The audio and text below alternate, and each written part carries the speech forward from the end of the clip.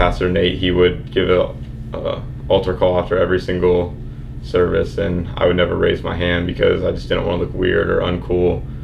And that was one thing that I would always regret after leaving service. And then later on, my freshman year, my friend Jimmy died, and that really opened my eyes to the fact that if I were to die, I don't know if I'd go to heaven or hell, because in my heart I didn't feel like I was saved, because I never took that leap to proclaim that Jesus is my Lord and He's my Savior.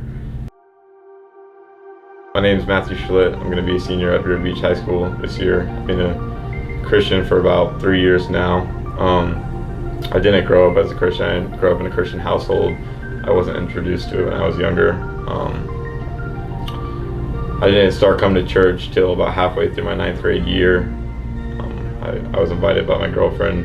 She was my girlfriend at the time. We were just friends, so I was just coming for her. I wasn't really coming to hear the messages or anything like that, but the more I came, the more I did start coming for the messages. And I was hesitant to come to church initially just because I'd never really been to church growing up. I've only been like a handful of times, and I didn't really know what to expect. I didn't want to go and be judged or anything like that, and that was really my mindset for being hesitant to come to church. But when I went, it really isn't. You build it up in your head a lot. It's not. Everyone's so like kind and welcoming, and you feel at home like the moment you walk in.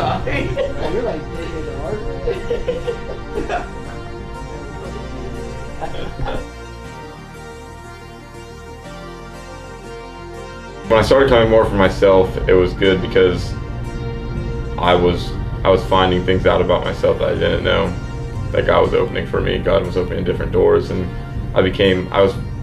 I was more shy when I was not a Christian, and I think it's definitely opened up some doors in my life where I'm more bold and willing to stand for Him more than anything now.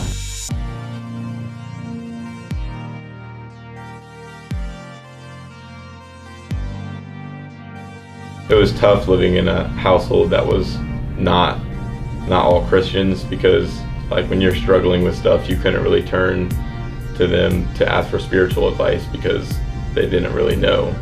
From the time I got saved, I've just been praying every day for my family to get saved, my mom, my sister, and my dad. And 2 years later, we go to Forward Conference again, and this year my family came with me, and that was a big step for me because I knew how life-changing it was going to be for them, and that it was really going to open their eyes. So